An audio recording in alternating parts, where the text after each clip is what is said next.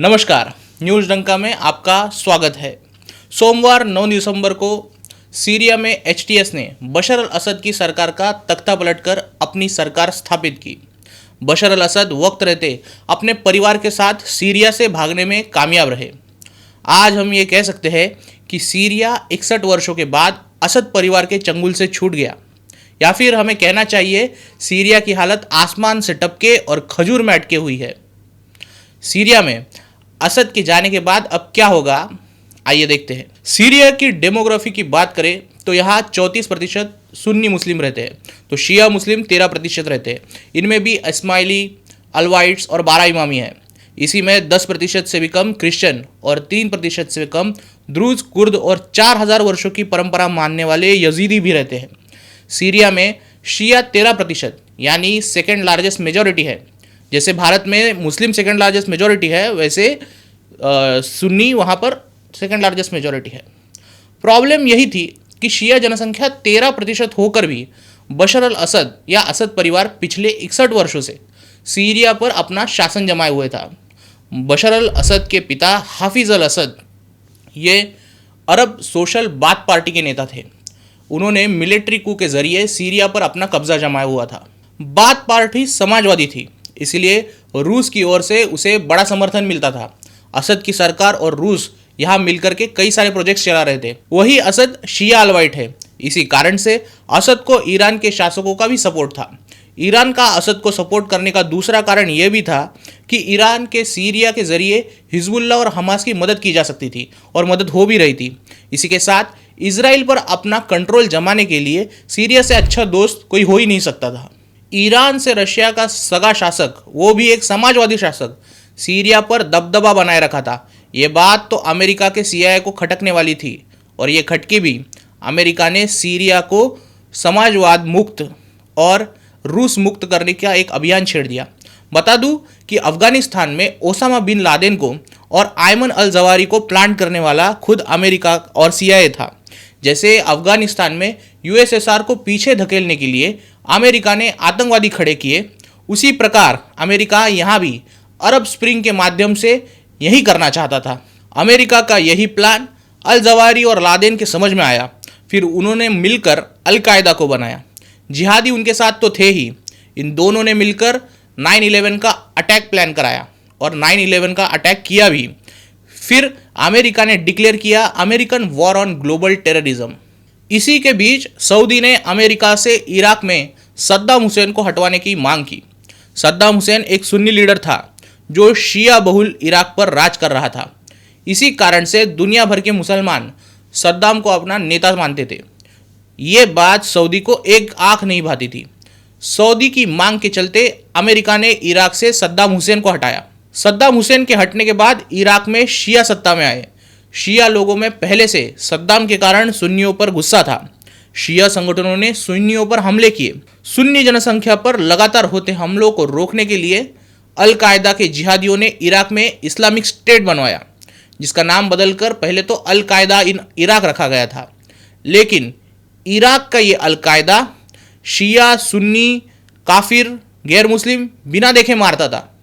वही ओसामा और al Zawahiri का अल कायदा सिर्फ और सिर्फ यहूदी और क्रिश्चियन लोगों को अपना दुश्मन मानता था।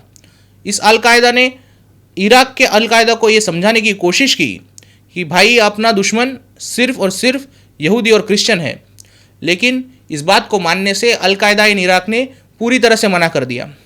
आखिरकार अल कायदा ने इराक के अल कायदा से अपने सारे रिश्ते नाते तोड़ दिए और इसकी घोषणा कर दी। अल कायदा के इराक के अल कायदा से नाते तोड़ने के बाद अल कायदा इन इराक ने अपना नाम इस्लामिक स्टेट रख लिया। दौरान अमेरिका ने इस्लामिक स्टेट ऑफ इराक का founder Abu Umar al Baghdadi को एक हवाई हमले में मार गिराया। अबू उमर के बाद अबू बकर अल बगदादी ने इस्लामिक स्टेट की कमान संभाली। बगदादी सबसे क्रूर था, अबू उमर से भी क्रूर, ओसामा और जवाहिरी से भी क्रूर। बगदादी गैर मुस्लिम, काफिर, शिया, मुस्लिम, कुर्द, यजीदी किसी को भी बिना देखे मौत के घाट उतार देता था। उसे बस एक ही विचार चाहिए था, वो था उसका सुन्नी सलाफी विचार। बगदादी ने अपनी क्रूरता से इराक में काफ़ी बढ़त पाई। इराक के बगल में है सीरिया, जहां उस समय मुआविया नाम के 15 साल के लड़के ने गृह युद्ध की चिंगारी भड़काई थी। अमेरिका के सपोर्ट से फ्री सीरियन आर्मी बशर अल असद के खिलाफ पहले से उतर चुकी थी। कुर्द एथनिसिटी कुर्दिस्तान की फ्रीडम के लिए उतर चुकी थी। डिस्टेबल सीरिया को देखकर बगदादी ललचाया। 2014 में बगदादी ने सीरिया में इस्लामिक स्टेट के आतंकियों के साथ एंट्री ली। बगदादी ने धीरे धीरे छोटे छोटे पॉकेट्स को कब्जाना शुरू किया। देखते ही देखते इस्लामिक स्टेट बना Islamic state of Iraq and Syria. इसी आईसिस के कहर को देखकर अल कायदा ने बगदादी से संपर्क किया। बगदादी को फिर एक बार याद दिलाया कि उसका दुश्मन मुसलमान नहीं, गैर मुसलमान क्रिश्चियन है, यहूदी है, काफिर है, जिसको फिर एक बार बगदादी ने नकारा। बगदादी से आहत होकर अल कायदा ने आईसिस से नाराज अबू मोहम्मद अल जुलानी को लेकर एक फ्रंट बनाया जिसका नाम रखा अल नुसरा फ्रंट। उस समय आईसिस का सीरिया में दबदबा था, इसीलिए अल नुसरा फ्रंट की बात करें तो जुलानी और उसका अल नुसरा आईएसआईएस से डर कर रहते थे। इसी दरमियान अमेरिका का अबू मोहम्मद अल जुलानी से मिलना और उसे आईसिस के खिलाफ जीतने के लिए संगठन बनवाना, उन्हें एक साथ लाने को कहना, ये सब अमेरिका और सीआईए का प्लान था। इसके लिए अमेरिका ने हथियारों से लेकर पैसे तक अबू मोहम्मद अल जुलानी की मदद की। उसे जबत फतेह अल शाम बनाने के लिए कहा।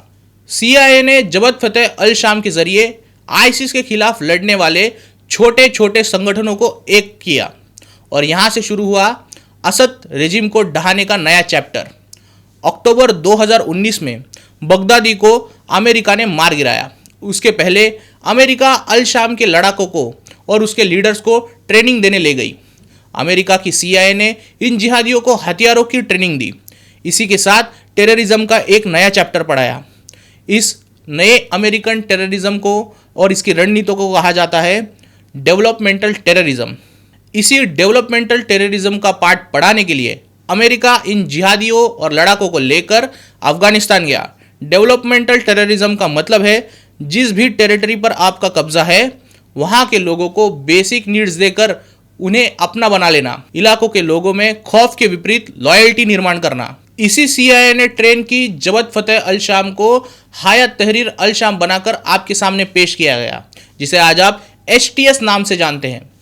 एक तरफ इजराइल हमास हिजबुल्ला और ईरान से लड़ रहा था, दूसरी तरफ यूक्रेन रूस से लड़ रहा था। इसी मौके का इंतजार कर रहा अमेरिका, इन्होंने बशर अल असद के शासन का तख्ता पलट कर दिया।